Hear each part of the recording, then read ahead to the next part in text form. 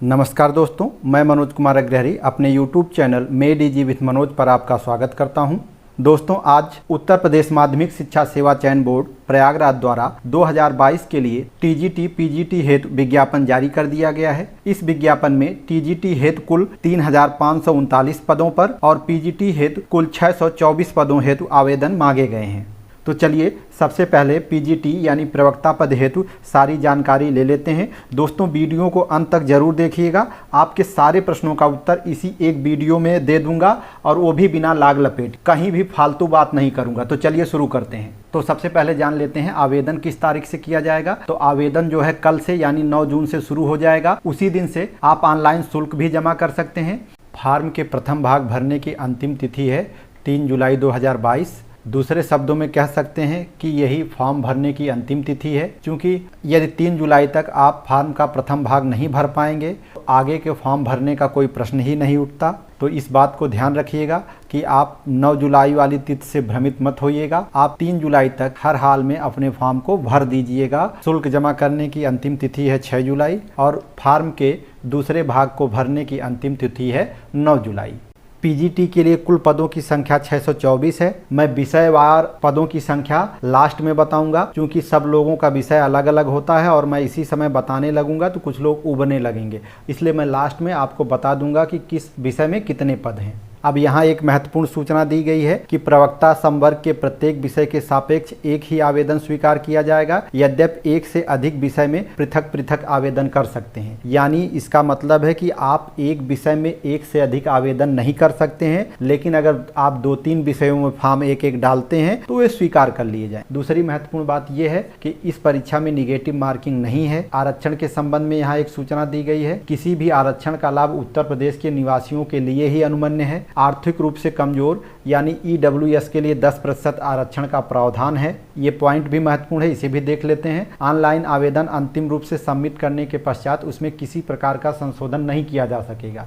अतः सभी सूचनाएं पूर्ण सावधानी से भरें एवं अंतिम रूप से आवेदन सबमिट करने से पूर्व भरी गई सूचनाओं का सत्यापन कर लें। तो आप फॉर्म भरने में सावधानी बरतिएगा, क्योंकि अगर एक बार आपने फॉर्म गलत भर दिया तो फिर उसमें किसी तरह का संशोधन नहीं होने वाला है। अब इस विज्ञापन के लिए आयु सीमा देख लेते हैं। तो इस विज्ञापन के लिए संदर्भ तिथि है 1 जुलाई 2022, यानी 1 जुलाई 2022 तक कैंडिडेट 21 वर्ष का हो जाना चाहिए। और ये अर्हता की तिथि बताया गया है। तो आवेदन पत्र प्राप्त करने की अंतिम तिथि यानी 9 जुलाई अर्हता की अंतिम तिथि मानी जाएगी। इसका मतलब समझ लेते हैं कि यदि आपका पीजी 9 जुलाई के पहले हो गया है तो कोई बात नहीं, और 9 जुलाई तक आपका रिजल्ट आ जाता है तो भी आप फॉर्म डाल सकते हैं। लेकिन 9 जुलाई के बाद आपका पीजी का रिजल्ट आता है तो आप इस फॉर्म को डालने के योग्य नहीं हैं। यहाँ पे पीजीटी का ग्रेड पे दिया गया है। तो पीजीटी का ग्रेड पे 4800 है, ये जान लीजिए, ताकि आपके अंदर ये उत्साह बना रहे कि आप 4800 पे ग्रेड की नौकरी के लिए आवेदन करने जा रहे हैं। दूसरा, ये कॉलम भी महत्वपूर्ण है।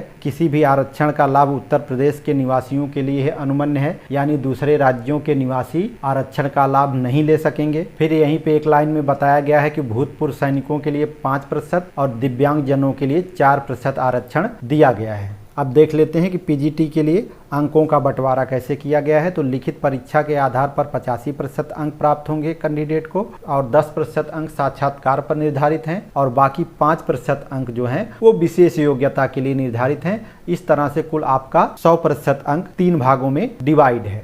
अब इस परीक्षा के लिए तीनों चरणों के लिए जो अंक निर्धारित हैं उसको भी देख लेते हैं। तो लिखित परीक्षा के लिए 425 अंक निर्धारित हैं, साक्षात्कार 50 अंक का होगा, और जो विशेष योग्यता है उसके लिए मैक्सिमम 25 अंक दिए जाएंगे। वो अभी अलग अलग आपको हम बता देंगे कि किस चीज पे कितना अंक आपको प्राप्त। इस तरह से ये संपूर्ण परीक्षा 500 अंक की होगी। यहाँ पे देख लीजिए, लिखित परीक्षा के लिए जो अंकों का बंटवारा था उसके लिए पूरा यहाँ पे बताया गया है कि कैसे क्या होगा, तो उसको भी देख लीजिए। प्रवक्ता संवर्ग पद चयन तो अभ्यर्थी के लिए विषय पर आधारित सामान्य योग्यता की एक लिखित परीक्षा होगी, जिसमें 425 अंकों का एक प्रश्न पत्र होगा। प्रश्न पत्र में कुल 125 प्रश्न होंगे। प्रत्येक प्रश्न 3.4 अंक का होगा। सभी प्रश्न अनिवार्य प्रकृति के होंगे। समय जो है वो 2 घंटे का मिलेगा। प्रश्न का स्वरूप बहुविकल्पी यानी एमसीक्यू टाइप का होगा। आपको काली स्याही वाले बॉल पेन का इस्तेमाल करना है OMR भरने में। यहीं पे देख लीजिए कि विशेष योग्यता के लिए जो 5% अंक निर्धारित किए गए हैं उनका बंटवारा कैसे किया गया है। तो जो लोग PhD धारक हैं उनको 2% अंक मिलेगा। जो लोग शिक्षा स्नातक यानी एमएड किए हुए हैं उनको भी 2% अंक मिलेगा। जो लोग सिर्फ बीएड किए हैं तो बीएड करने वालों को 1% अंक मिलेगा। लेकिन जो लोग एमएड किए हैं उनको बीएड का 1% अंक नहीं मिलेगा, इनको यही 2% अंक ही प्राप्त होगा। इसके अलावा राज्य स्तरीय खिलाड़ियों को 1% अंक प्राप्त होगा। तो इस तरह से 2, 2, 4 और 1% अंक, ये 5% अंक का बंटवारा इस तरह से किया गया है। दूसरी एक महत्वपूर्ण बात यहाँ बताई गई है, कोई पुरुष अभ्यर्थी किसी बालिका संस्था में किसी अध्यापक के पद पर नियुक्ति के लिए पात्र नहीं होगा, परंतु यह बात संगीत विषय के लिए किसी नेत्रहीन अभ्यर्थी हेतु लागू नहीं होगा। यानी कोई भी पुरुष अभ्यर्थी बालिका वर्ग में फॉर्म नहीं डाल सकता है, लेकिन अगर कोई दृष्टिहीन व्यक्ति है और वो संगीत विषय में फॉर्म डालना चाहता है तो वो फॉर्म डाल सकता है। अब देखते हैं महिला अभ्यर्थी के लिए क्या कहा गया है। तो महिला अभ्यर्थी बालक बालिका दोनों वर्गों में के विद्यालयों के लिए पात्र है, लेकिन महिला आवेदन किसी एक वर्ग में ही कर सकती है। यानी महिला बालक बालिका दोनों प्रकार के विद्यालयों में पढ़ा सकती है, लेकिन जब वो फॉर्म डालेगी तो उसको पहले ही चयन करना पड़ेगा कि वो बालक वर्ग में फॉर्म डालना चाहती है या बालिका वर्ग में फॉर्म डालना चाहती है। ऐसा नहीं होगा कि महिला जो है वो बालक वर्ग में भी डाल दे और बालिका वर्ग में भी डाल दे, उसे एक ही वर्ग में फॉर्म डालना होगा। ये सबसे महत्वपूर्ण बात है। यहीं पे एक बात और बताई गई है कि प्रत्येक विषय या वर्ग के लिए मात्र एक ही आवेदन पत्र मान्य होगा। यदि किसी त्रुटि के कारण एक से अधिक आवेदन किए जाते हैं तो अंतिम आवेदन मान्य होगा, शेष निरस्त समझे जाएंगे। इसका मतलब है कि आपने अगर किसी विषय में एक से अधिक फॉर्म डाल दिया है तो आपका जो अंतिम फॉर्म होगा वही आपका मूल फॉर्म माना जाएगा। अब देख लेते हैं किस विषय में कितनी सीटें हैं। तो नागरिक शास्त्र में कुल 30 सीटें हैं, जिसमें से जनरल के लिए 14 सीट, ओबीसी के लिए 7, एससी के लिए 9 और एसटी के लिए 0 सीट दी गई है। रसायन विज्ञान में कुल 39 सीटें हैं, जिसमें से जनरल के लिए 30 और ओबीसी के लिए 9 सीटें हैं। एससी और एसटी के लिए रसायन विज्ञान में कोई सीट नहीं है। तीसरा विषय है भौतिक विज्ञान। भौतिक विज्ञान में कुल 38 सीटें हैं, इसमें से 24 सीटें जनरल के लिए हैं, ओबीसी के लिए मात्र 13 सीटें हैं और एससी को 3 सीट दी गई है और एसटी के लिए कोई सीट नहीं है। मैं बार बार एसटी के लिए नहीं बताऊंगा क्योंकि एसटी के लिए किसी विषय में कोई भी सीट नहीं दी गई है। अब जीव विज्ञान की बात कर लेते हैं। तो जीव विज्ञान में कुल 47 सीटें हैं, जनरल के लिए 31, ओबीसी के लिए 13 और एससी के लिए 3 सीट। भूगोल में कुल 51 सीटें हैं, जनरल के लिए 23, ओबीसी के लिए 19 और एससी के लिए 9। गणित में कुल 22 सीटें हैं, जनरल के लिए 14, ओबीसी के लिए 5 और एससी के लिए 3 सीट। इंग्लिश में सीटें थोड़ी ज़्यादा हैं, 62 सीट है, जिसमें से जनरल के लिए 37 हैं, ओबीसी के लिए 18 और एससी के लिए 7। समाजशास्त्र में 22 सीट है, जिसमें जनरल के लिए 15 सीट है, ओबीसी के लिए 3 और एससी के लिए 4 सीट। अर्थशास्त्र में 54 सीट है, जिसमें जनरल के लिए 29, ओबीसी के लिए 15 और एससी के लिए 10 सीट है। इतिहास में कुल 14 सीट है, जिसमें से जनरल के लिए 9, ओबीसी के लिए 5 और एससी एसटी के लिए कोई सीट नहीं है। हिंदी में कुल 81 सीटें हैं, जिसमें से 53 जनरल के लिए, ओबीसी के लिए 20 और एससी के लिए 8 सीट है। कृषि में कुल 12 सीटें हैं, जिसमें से 6 जनरल के लिए और 6 ओबीसी के लिए है। यहाँ एससी एसटी के लिए कोई सीट नहीं है।